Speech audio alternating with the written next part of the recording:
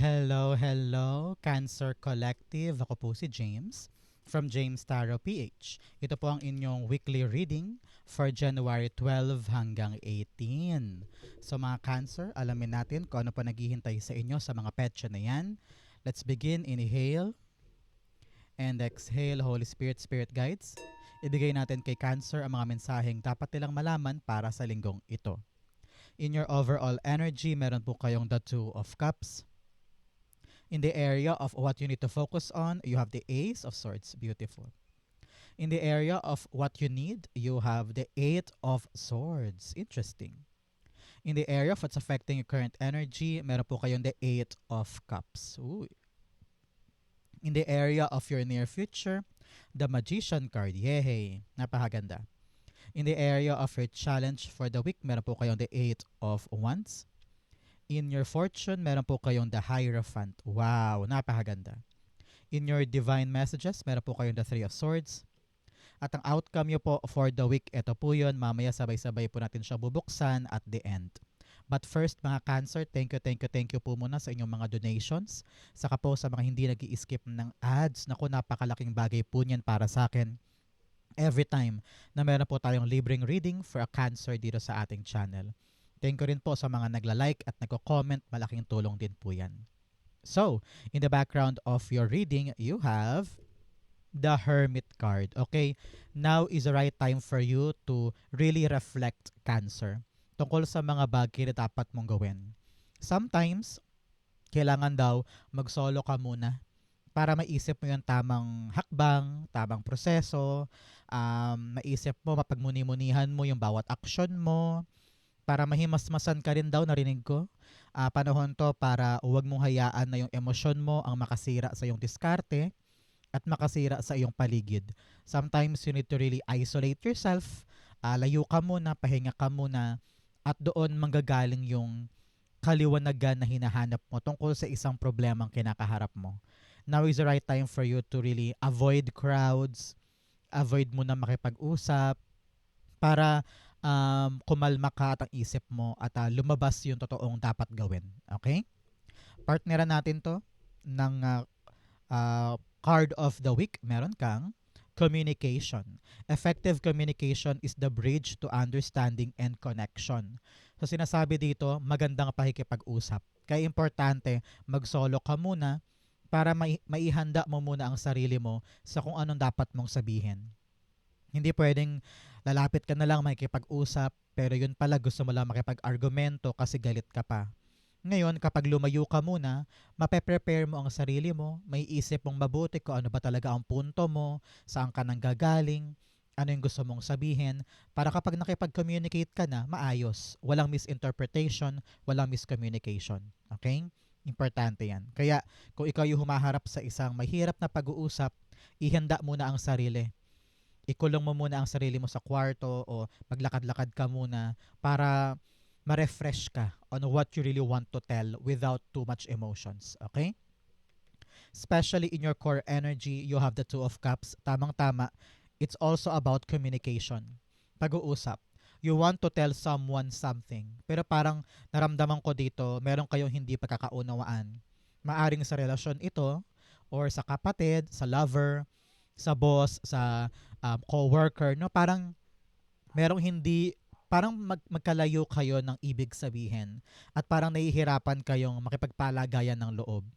Kaya nakikita ko dito, sabi na yung spirit guides, try to find the right way. Hindi para manalo ka sa argumento, kundi para makaunawa ka din. You need to talk para maintindihan yung kabilang panig, hindi lang para ipanalo yung gusto mo. Okay? Sabi dito, magkaroon ka ng kababaang loob na nakipag-usap para maplansya yan. Para naman po sa iba dyan na hindi naman love life ang issue ngayon, nakikita ko dito na malapit ka na sa isang agreement, kontrata, or negotiation. Kumbaga, umu-okay na. Pero kailangan mo talagang hanapin yung tamang strategy, tamang paraan para mapa-oo mo tong taong ito, nakausap mo. Okay? Very important yan. Clarify natin. The Two of Cups being clarified by you have the Seven of Pentacles. Sabi dito ng iyong spirit guides, kailangan mo munang kalmahan ang sarili. Matutong maghintay, matutong umanawa, huwag ipilit kung hindi pa hinog, huwag ratratin kung talagang hindi pa maunawaan ng kausap mo yung gusto mong sabihin. Huwag mo daw i-rush na ma-plancha agad-agad. Kaya nga sabi ko sa inyo, learn to really umiwas muna, isolate muna para let things die down muna yung issue. Para pagbalik mo, pag ready na ang lahat, makukuha mo na yung nais mo sa taong ito. Pero, kung ito man po ay hindi tungkol sa relationship, kung ito ay tungkol sa trabaho, negosyo, o negotiation, agreement, sabi dito, magubunga na siya malapit na. Kaya you need to strategize very, very carefully para hindi masayang lahat ng itong hinihintay mong mabuo. Kung ikaw man ay nagbebenta ng property, nagbebenta ka ng products, o kaya ikaw ang binibilhan, kailangan talaga matyaga ka dyan para kung ano man yung inaasahan mong outcome ay makuha mo. Okay? So, Cancer, tanungin kita ngayon, i-comment mo sa baba. Ano ba tong pag-uusap na ito na talagang tinatyaga mo na maayos at gusto mo na makuha yung outcome? I-comment mo below. I claim planchado na yung usap ko kay Blank para makalarga na ako sa aking hinihintay. I-comment mo yan. It will happen for you. Okay? In the area of what you need to focus on, meron po kayong the Ace of Swords. Sabi dito, mag-focus ka sa clarity and have a clear communication. Ito, palagayan ng loob. Iintindihin mo siya, iintindihin ka niya, mag-meet kayo in the middle. Whether relasyon yan, o kanegosyo, o kausap, ka-agreement, kontrata, pareho yun. Hindi pwedeng talo siya or talo ka, kailangan pantay, di ba? So, para makuha mo yung great end sa usap na ito, kailangan talaga ready ka to really open that communication. Here, communication. Dapat malinaw, malinaw sa isip mo, malinaw sa salita, at malinaw yung intention para makuha mo talaga yung nais mo dyan. Sabi rin dito, wag gihinto, wag bibitaw, ilaban mo yan. Lalo't higit naniniwala ka na para sa'yo yan. Okay? Don't quit on something that you know na pwede ka namang, alam mo yun, maging matagumpay sa dulo. Kung yan ay negosyo, karera, project, ano.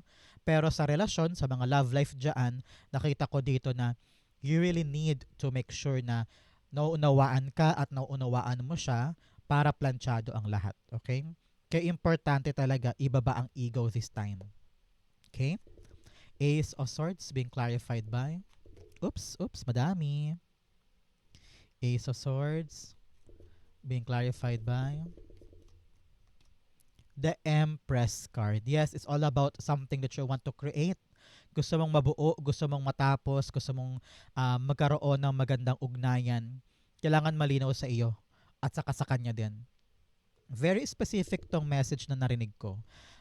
Meron sa inyo ay thinking about pregnancy, kayo mag-partner, and kailangan malinaw sa inyong dalawa kung anong stand ninyo pagdating sa pagbuo ng anak or pagbuo ng pamilya. I don't know, pero may specific cancer dyan na parang buntis and you want to clear things up with your partner kung paano ang future. Meron din sa iba sa inyo ay matagal na nagpaplano at naghihintay for a new baby. At huwag kang mag-alala, kailangan talaga ay pareho kayong may tulungan dyan, malinaw sa inyo kung ano yung dapat nyong gawin para ito yung maganap na. Okay? Hang in there, relax, don't force yourself too much. Kapag relax ka, saka yan mangyayari. Okay? For others naman po, sa ibang cancer dyan, kitang-kita ko dito, kung ano man yung binubuo mo, kung ano man yung kinecreate mo with someone else, dapat malinaw lahat. Yung kontrata, yung papel, yung paglabas-pasok, yung agreement, no? Importante yan na may mapanghahawakan ka para kung ano man ang questionin, meron ka ibibigay na pruweba. Okay? In the area of what you need, meron kang the Eight of Swords. You need to get out of your self-sabotage energy. Okay? Minsan iniisip mo hindi mo kaya. Minsan iniisip mo ano ba to? Napaka-inutil ko naman. Bakit hindi ko to magawa-gawa? Don't think of yourself like that. Nasa gitna ka lang ngayon ng pag-solve ng problema pero hindi ka stuck. Hindi ka nakahinto dyan forever. May magagawa ka pa at meron pang solusyon para makawala dyan. Kailangan mo lang maging kalmado, maging relaxed, Huwag matakot kumilos, huwag matakot humakbang because you can get out of this situation. Laksan mo lang ang loob mo, hanapin mo ang solusyon, and in that process, narinig ko dito, makipag-usap ka sa tamang tao. You don't need to do this on your own. Especially kung talagang hirap na hirap ka na and you want someone to really help you with this. So, sabi ng yung spirit guides na nasa paligid lang ang solusyon, buksan ng mata, buksan ng pakiramdam. Okay? The Eight of Swords being clarified by, you have the Four of Wands. Yes, abot kamay naman daw ang ano ang stability at saka yung milestone Kayang-kaya mong abutin yung parang finish line ng problemang ito. Ang kailangan daw tignang mabuti ay ikaw. Okay? Hindi daw problema yung milestone Hindi daw problema yung finish line. You need to really revisit how you view the problem and how you create the solution. Minsan, mabilis kang bumitaw, mabilis kang mawala ng gana, mabilis kang mag-walk out. Pero sabi dito, harapin na natin. We don't need to isolate ourselves and give ourselves excuses.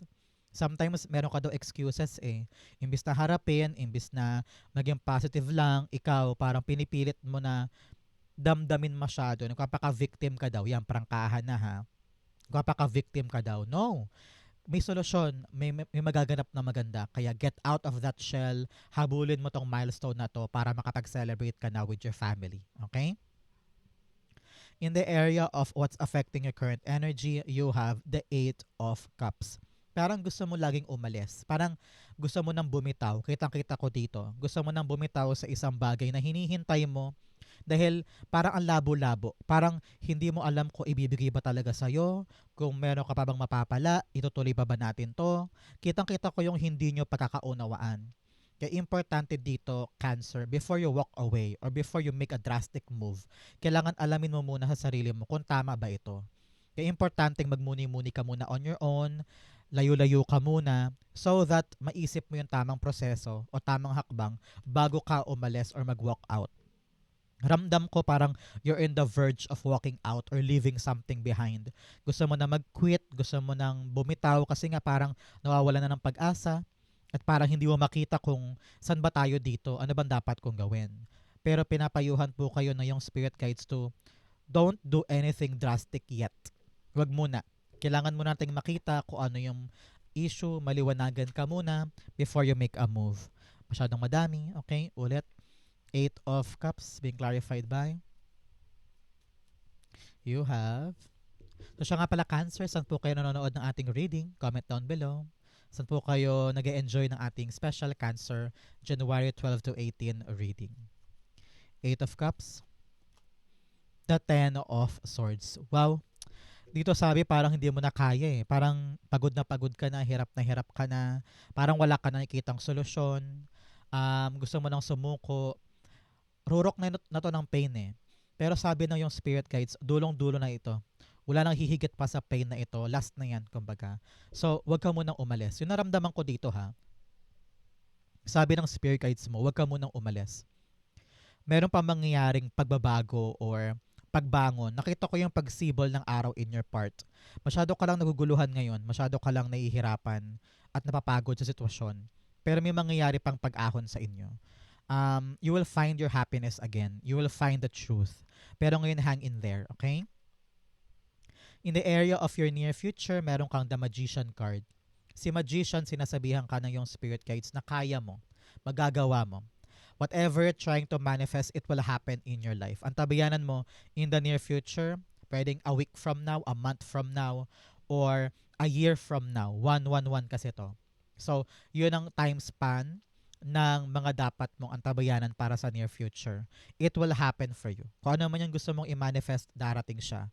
Kung ano man tong bungang hinihintay mo para sa pag-uusap na ito, sa agreement na ito, o sa ugnayan na ito, kung ito man ay lover, o business partner, o kapatid, kaibigan, whoever this is, na may tiyatsaga kang hintayan with this communication, it will happen. It will be given to you. Kaya relax ka lang dyan. At kailangan maniwala ka Marami kasi ako naramdaman sa inyo na parang hindi ka naman naniniwala na makukuha mo. Pero umaasa ka. Because you're still searching. Parang hanap ka ng hanap porke wala pa nagaganap, feeling mo wala agad. Sometimes you need to relax and let things happen. Darating siya in God's perfect time. Kaya ngayon, believe, believe, believe. Okay? The Magician cards being clarified by, oops, tumilapon.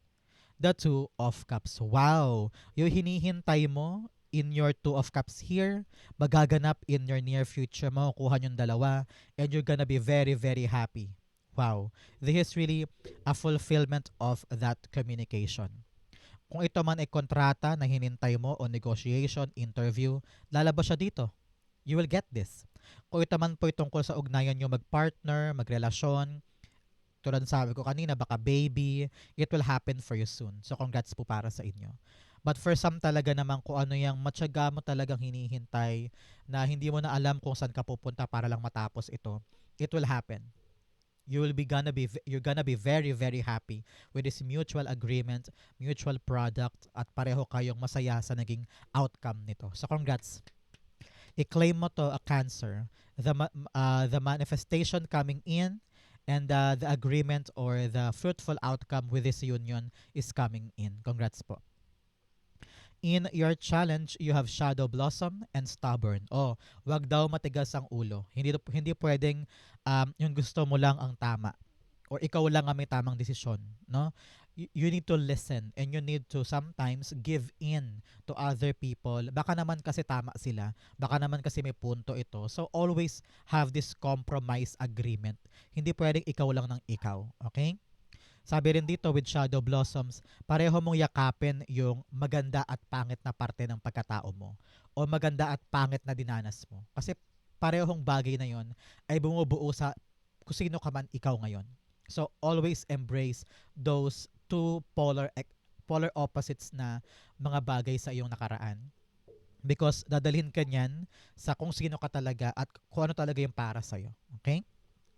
In your challenge, you have the Eight of Wands. Sinasabihan ka dito na huwag ka magmamadali. Okay? Especially in this agreement, in this conversation, kung ano man itong binubuo ninyo, kine-create ninyo, kung baby man yan, o project, o negosyo, o kontrata, kung ano man yan, huwag daw magmamadali. Always look at the fine prints. Always look dun sa seriousness of the responsibility. Kung ano yung dapat ihanda para pare-pareho kayong hindi mabigla. Okay? Ang importante, nakafocus kayo dito. Inaayos ninyo, pinaplansya ninyo, active kayo sa bagay na ito. Pero wag na wag magmamadali para walang antala at saka walang malaking komplikasyon. Okay? Clarify natin. The Eight of Wands being clarified by the Nine of Wands. Yes, wag susuko. Alam ko pagod ka na hirap ka na, and parang gusto mo na talagang bumitaw. Pero sabi dito, sa sobrang pagod, parang gusto mo nang bilisan yung proseso. Parang, sige, bilis na yan. I want it now. Pero sabi dito, don't rush. Things will happen in God's perfect time at yun ang kailangan mong kapitan. Ang importante ngayon, hindi ka bumibitaw at talaga nakatutok ka pa rin dyan. Give your best, give your all, it will happen soon. Okay? Importante to. In your fortune, meron kang rejuvenating rain, clear the past and heal the present. Yes, kung ano man tong hindi magandang pagkakaunawaan, na parang feeling mo you're so lonely, hindi ka naiintindihan, kailangan paghilumin na yun ng past. You need to learn to forgive what needs to be forgiven para pare-pareho kayo makapag-move on. Para yung present time nyo at future ay maging maayos. Okay? Be forgiving, be forgetful actually. Para pare-pareho kayo makalaya sa issue na yan. Okay? You also have traveling lightly, simplify your life. Huwag mo daw pahirapan ang sarili mo. Kaya mong daanan ang problemang ito ng light lang. Don't overcomplicate things. Pag 1 plus 1 lang, wag mo na akong bigyan ng calculus dyan. Gawin mong 2 ang sagot, okay? Make sure na yung mga bagay isinisimplihan mo lang for your own good. Okay? In your fortune, napakaganda nito. You have the Hierophant. Meron po kayong basbas this time. Napaka-swerte mo, napaka-blessed mo. Kung ito talaga yung tungkol sa marriage or having this family life, kitang-kita ko yung commitment and also parang kasal or binyag nakikita ko dito. But most definitely, tumitibay na relasyon. tumitibay na family unit ang nakita ko dito. So, congratulations sa mga Cancer dyan na malapit ng ikasal or malapit na magkaanak because kitang-kita ko dito yung successful family unit, successful commitment with each other, gaining this talagang responsibility to make this happen. So, congrats po. Para po sa iba talaga namang matatanggap ka na, kitang-kita ko dito yung interview and kontrata, you're really entering this industry or this company na subok na ng panahon at talaga namang nandyan ka to be part of that at ready kang sumailalim sa sistema na ito because parang matagal mo nang gustong makapasok dito, parang ganyan. But most definitely, kitang-kita ko po sa inyo may tutulong sa'yo sa process na ito. Hindi ka nag-iisa. So kung hanap ka ng hanap ng sagot, the help will come, the right people will come to enlighten you para mapaliwanag sa'yo kung anong dapat gawin at matulay mo to ng maayos. Okay? I-clarify natin. The Hierophant is being clarified by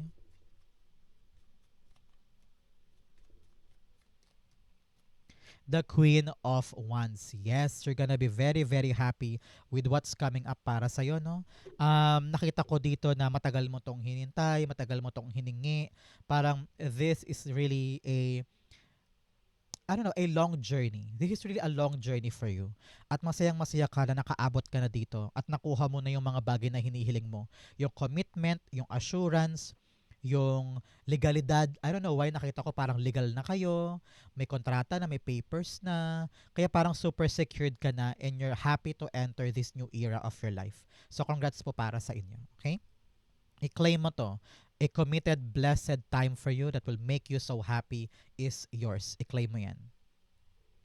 In your divine messages, meron po kayong hold your vision. Panghawakan mo daw ang iyong mga naiisip, ang iyong mga plano, huwag mong bitawan. Make sure na ikaw ay palaban pa din at you're ready to really give your all para sa minimithi mong ito. Okay? You also have what do you need to release. Ano daw ba yung mga bagay na kailangan mong bitawan, pabayaan, i-let go. Whether perfection or overthinking o kaya maling pananaw sa isang bagay, may mga dapat kang bitawan para maging streamlined yung kilos mo at makuha mo yung katuparan sa gusto mo na yan. Okay? Kailangan matuto tayong mag-shed ng mga negative sa paligid natin para ang matira lamang at pumasok na bago ay yung mga positibo. Okay? In your divine messages, meron po kayong the Three of Swords. Si Three of Swords, sinasabihan ka na alam daw ng spirit guides mo na marami ka nang dinaanang painful experience dahil dito. And you want this to happen now. Gusto mo na itong magawa kaya ka siguro nagmamadali. Kasi lagi kang may fear na baka maulit na naman yung dati. Baka mangyari na naman yung before. Kaya tinatrabaho mo ng mabilis. Pero sabi dito, kakamadali mo, kaka-frustrated mo, at may sense of desperation ako narinig eh. Kakaganon mo, lalong lumalayo yung progress. Kaya kailangan kalmado ka, learn to communicate properly para maintindihan ka, at huwag na huwag mong mamadali. Pero ngayon, kailangan mo daw isipin lagi, Cancer, that whatever happened in the past might not happen today or in the future. Huwag mo laging isipin tong past na to para hindi mo siya nahihila yung frequency niya sa life mo ngayon. Okay? Learn to heal yourself. Maghilom ka na from all the pain. Maghilom ka na from what really you experienced in the past. Panahon na to para i-turn yung page at magsimula ulit ng maayos, walang takot, walang duda, at walang pangamba na baka maulit ito. Learn to forgive, forget, and maghilom. Okay? Clarify natin. The Three of Swords, ayun, tumilapon. Yes, the Two of Pentacles. Kailangan you need to make a bold choice, okay? Kailangan mo daw ibalik yung balanse ng buhay mo. Masyado ka daw nakatutok do sa mga nega, imbes na pahalagahan na lang yung mga bagay na meron ka at make sure na inaalagaan mo tong mabuti. Yung mga bagay na meron ka ngayon. Kaya wag mong hayaang maapektuhan ng past itong mga inaalagaan mo ngayon, okay? So you need to make a decision. Bitawan na yung past, kung ano yung painful na yan, and hawakan ko na lamang yung mga bagay na para sa akin today. Kaya talaga narinig ko, you need to be grateful for the things that you have. Kasi binigay sa iyo yan eh. At yung mga bagay na heartache mo, isipin mo na lang, God wants me to have another thing, or may plano sa akin ng Diyos, kaya hindi ko kailangan mangamba or matakot ng ganito. Okay? Palayain ang sarili, ibalik ang balanse, make a choice. Okay? Outcome mo ito, but first bigyan muna kita ng fortune cards. Meron kang nest, an emotionally secure, loving family is important to you. Yes, panahon to para lalo kang kumapit sa pamilya, lalo mong maramdaman yung kanilang pagmamahal. They will be your support until the end. Okay? You have a money path. A path with money is waiting for you to find it. Wow! May perang paparating, may kaching-kaching. Talaga namang sabi ko nga sa inyo, parang kontrata ito or agreement or parang makakabenta ka na ng something at talagang aanihin mo yung magandang outcome dyan. Congrats po. Another message, you have finger warning you of a problem. Well, lahat naman tayo may problema every single day, maliit man o malaki. So, ano bang use nito, 'di ba? Parang sobrang normal naman 'to sa buhay ng tao, 'di ba? You also have February. Wow, next month. Meron daw po kayong special occasion next month. May milestone kayo sa next buwan na ito. Para po sa ibang cancer dyan, meron po ba kayong special occasion pag Pebrero? Halimbawa, birthday ng kapatid, birthday ng anak, o kaya anniversary, no? Kung meron po, ibig sabihin, this reading is for you. Pag wala naman, asahan mo, napakaganda ng Pebrero mo. Congrats po. So, ang outcome mo for January 12 to 18, the Seven of Swords.